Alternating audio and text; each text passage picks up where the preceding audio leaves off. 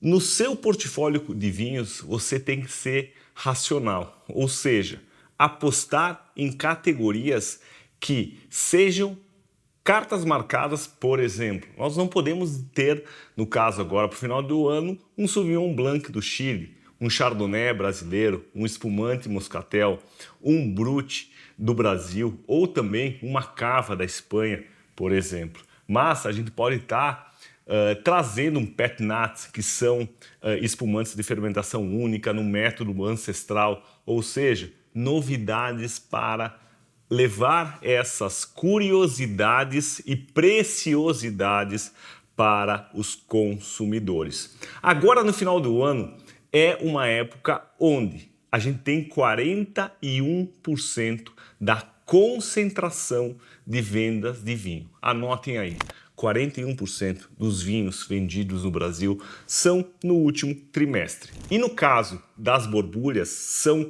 60%, ou seja, o nosso portfólio de vinhos também é sazonal, ou seja, nós temos que mirar um pouquinho, né, e carregar ele um pouquinho ou intensificar algumas categorias agora no final de ano para aproveitar as ações de final de ano, vendas corporativas, o vinho também é presente, e também aproveitar essas compras de final de ano para a gente emendar com o verão.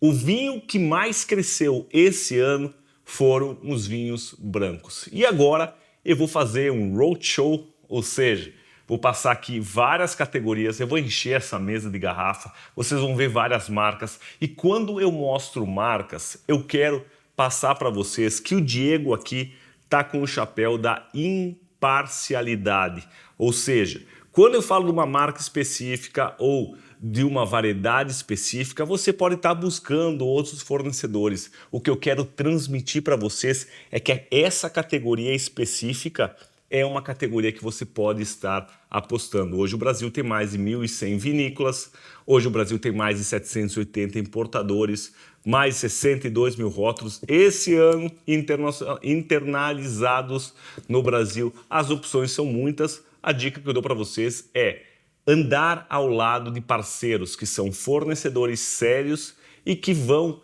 te prover e te abastecer com política comercial, com margem de lucro e principalmente com produtos de qualidade e fornecedores sérios, né? Não vinhos de descaminho. Isso é uma droga para o seu negócio, literalmente isso. E vamos lá para a primeira categoria, os espumantes, no caso aqui, Moscatel. O ano passado, a categoria de espumantes representou em volume 36 milhões de litros. 44% dos espumantes vendidos no Brasil são espumantes moscatéis. O moscatel com residual de açúcar. Também eu dou uma atenção especial em espumantes moscatéis em embalagens alternativas, ou seja, na lata. Agora no verão, isso aqui para vender num kit, isso aqui para vender na beira da praia e em eventos terceiros é uma grande solução. Além disso, espumantes moscatéis rosés. 63% dos moscatéis vendidos são rosés, ou seja, o rosé, no caso dos espumantes, ele tem o appeal, é um produto instagramável e com o residual de açúcar ele embarca novos consumidores e continua sendo uma grande tendência. E uma outra categoria que vai abalar esse final de ano, eu falo dos frisantes. E o que eu quero chamar a atenção na categoria dos frisantes é que existem na legislação brasileira dois tipos de frisante. Os frisantes carbonatados, como o refrigerante vinho branco carbonatado, e também frisantes naturais. O que é um frisante natural? É um produto que tem duas atmosferas. Diego, o que é atmosfera? O que significa isso? É um produto que ele é quase um meio espumante, ou seja, menos gás, menos perlage. Ou seja, ele é um produto fresco que tem aquela leve gasificação, mas estes frisantes são frisantes naturais, ou seja, levam um frescor e também uma grande tendência, ou seja, frisantes de altíssima qualidade. Além disso, o que eu falo para vocês são produtos que são low calorie, ou seja, baixa caloria e não adicionado açúcar. Além disso, olhem que embalagem. É um produto que você vai comprar como revenda em torno de 30, 32 reais a preço de revenda e você vai vender a 69,90, ou seja, vai decolar. Além desses produtos, né, que são frisantes naturais, eu gostaria de adicionar uma outra categoria, né, que eu não tenho aqui as embalagens, mas também vai ser uma super tendência. É aquela escadinha de precificação. Cada vez mais a gente vê que o consumidor brasileiro está buscando produtos de qualidade, mas também produtos de custo-benefício. Eu aposto da categoria de filtrado doce. O que é? É um vinho branco de mesa ou vinho branco, né? O vinho rosé, no caso tem filtrado doce branco, filtrado rosé, porém carbonatado artificialmente naquela garrafa 660 ml de espumante. O que significa isso? Um produto, né? O Terrenos, que é o caso uma marca, você compra lá a R$13,50 e você vai vender a R$25. Você vai construindo a escadinha de precificação de um produto, né, que tem as bolinhas, no caso essas, artificialmente, mas com custo-benefício. Indo para a terceira categoria, eu falo da categoria de espumantes método tradicional.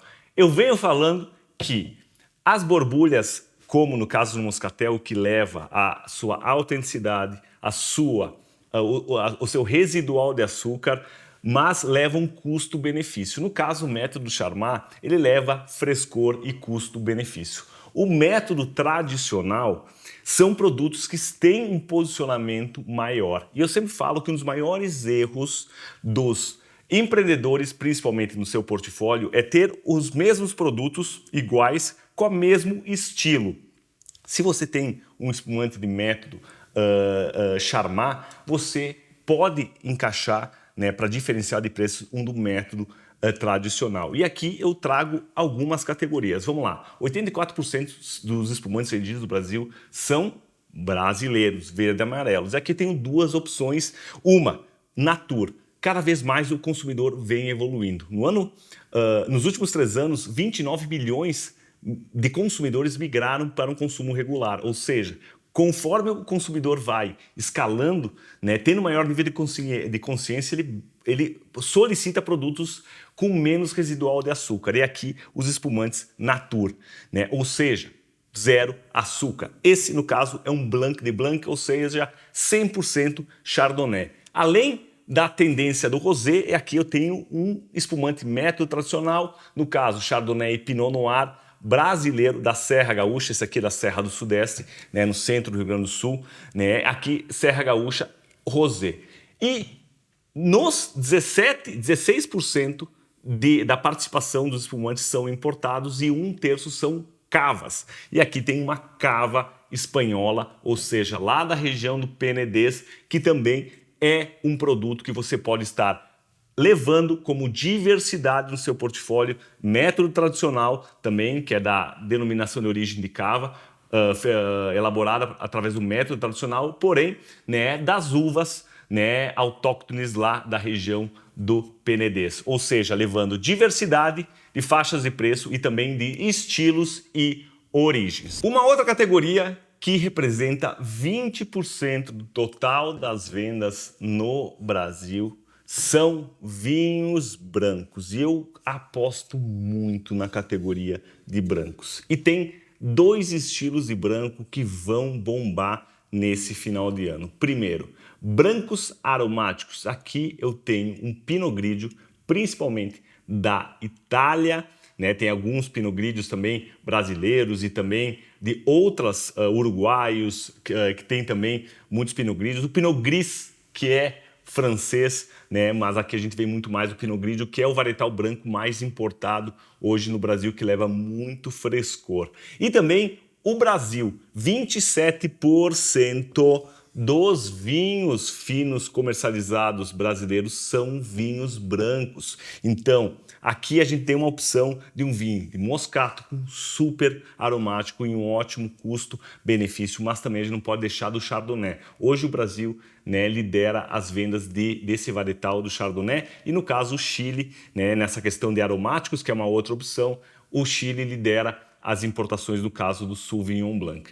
Mas, além dos produtos nessa categoria de aromáticos, eu chamo muito a atenção dos vinhos diferentões. O que são os vinhos diferentões? Levando muita mineralidade, ou seja, vinhos verdes 100% varietais de Alvarinho lá do norte de Portugal. Nós temos Rieslings tanto da Alemanha como da Alsácia, ou seja, produtos com muita mineralidade, muita complexidade, indo na evolução do nível do consumidor brasileiro querendo coisas diferentes. Ou seja, vinhos brancos super aromáticos e brancos muito diferentões. Também a gente tem aquele consumidor que gosta de vinhos, por exemplo, super barricados, e aí tem chardonnays brasileiros, também tem chardonnays da Argentina, também que eu venho degustando, e outro varietal que vai também na linha dos aromáticos é o torrontés da Argentina. E seguindo aqui nos nossos vinhos, uma outra categoria que eu chamo muito atenção. Eu imaginava que a febre seria maior, diferente dos espumantes. São vinhos rosés tranquilos, ou seja, diferente dos espumantes, no caso que eu dei o exemplo do Moscatel, os rosés representam 6% do total das vendas.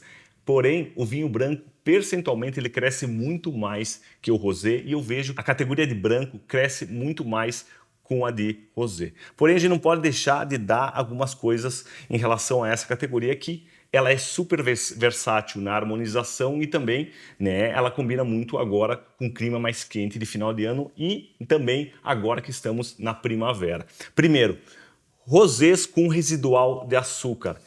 Esse produto que é o Santropa, ele é um produto ice, ou seja, para beber com gelo. Santropa vem lá de Saint-Tropez, né, que começou essa moda de tomar vinhos com gelo e é uma super categoria, levando um pouco da tendência do rosé piscine.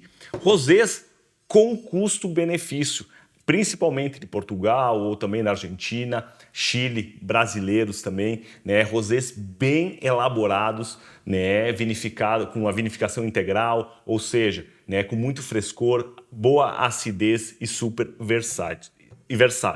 E também rosés diferentões, né? Com maior valor agregado. Vamos lá, tendência de Provence, né, ou lá do sul da França, mas também com variedades diferentes. Aqui a gente tem um rosé de Barbera, gente, uma variedade italiana, porém esse vinho é elaborado no Brasil, tu vê que tem fechamento com tampa de cera, uma rotulagem impecável, agregando valor, garrafa 100% de cristal. Então levando toda essa questão de premiorização dos produtos para o consumidor. E para finalizar, todo mundo acha que vinho tinto é só no inverno. Um baita mito. E os tintos também são produtos para o final de ano. Ou seja, final de ano, jantar, almoço com família e todo mundo quer impressionar colocando um produto bacana na mesa. E o que eu falo que é uma tendência que vem, né, angariada pelos primitivos, né, os Negro Amaro, que são vinhos com residual de açúcar no sul da Itália. Eu falo sobre duas categorias, né, que são interessantíssimas e podem levar e também o seu cliente fazer aquele grau no final de ano, nas comemorações. São vinhos diferentes com mais residual de açúcar. E aqui eu tenho duas opções. E o primeiro que eu tenho para destacar é um vinho lá de Valpolicella, próximo a Verona, lá no norte da Itália. Verona, para quem não conhece, é onde é sediado a Vinitaly, que é a principal feira de vinhos italianos. Eu estive lá no ano passado e é incrível. E aqui é um ripasso de Valpolicella, região lá dos grandes Amarones. Aqui é um produto com maior residual de açúcar, ou seja, a uva ela fica quase pacificada e esse produto é vinificado, ou seja, o açúcar residual da própria uva. E esse é um vinhaço, né, que proporciona uma excelente margem e agrada a todos os consumidores, seja ele às vezes aquele iniciante ou aquele que é mais, né, que é mais enófilo, ou seja, aquele consumidor que tem maior nível de consciência. Então é uma outra categoria que pode ser aquela categoria que pode levar um diferencial para aquela pessoa que sempre leva um primitivo ou um rosso da Puglia ou vinhos lá do sul da Itália que tem esse maior residual de açúcar. Um outro produto também que vem sendo uma grande novidade no Brasil são vinhos que envelhecem em barris de Bourbon. O que, Diego? Isso mesmo, aquele vinho que é envelhecido em barris onde passaram o Jack Daniels, ou seja, o Bourbon. Começou essa tendência no Napa Valley, nos Estados Unidos, e aqui eu tive a oportunidade de ir nessa vinícola e juntamente com o enólogo selecionar esse vinho. Então eu que trouxe esse vinho com um cliente meu, degustei esse mesmo líquido lá na barrica e é um vinho que ficou durante 6 meses em barris de Bourbon. Eles importaram os barris de Bourbon dos Estados Unidos e é um corte entre Syrah, Cabernet Sauvignon e Merlot. Ele tem toda essa questão do residual de açúcar, mas também ele passa um toque de mel, de baunilha, ou seja, um produto que tem um nicho e pode ser também harmonizado com sobremesa. Eu já fiz uma harmonização e eu coloquei esse rótulo juntamente com brigadeiro de colher e foi o vinho mais vendido na noite, que era junto, né, com um cliente meu aqui do interior de São Paulo, onde eu fui contratado para fazer uma harmonização apenas com proprietários e compradores de redes de supermercados. Eu quis impressionar e coloquei um vinho tinto que normalmente poderia colocar lá com um brasato ou com uma carne bem condimentada. Eu coloquei com sobremesa e foi o vinho que mais chamou a atenção na noite. Ou seja, a gente tem que cada vez mais levar diferencial para os nossos clientes. Ou seja, gente, eu passei por várias categorias que eu acredito, por estar no campo de batalha, estar junto com meus clientes, que vão chamar a atenção nesse final de ano. Poderia listar mais algumas, porém, eu não quero passar todas as informações agora, porque toda terça-feira, às 9 horas da manhã, eu faço uma super aula levando várias informações para você aumentar as vendas do seu negócio. Se você não sabe como participar, no link aqui da descrição, você pode se inscrever e receber no WhatsApp toda terça-feira, né, o link, e também a gente manda o nosso link do podcast toda semana, quinta-feira, onde a gente leva muita informação para turbinar as vendas e fazer que o seu negócio venda muito mais.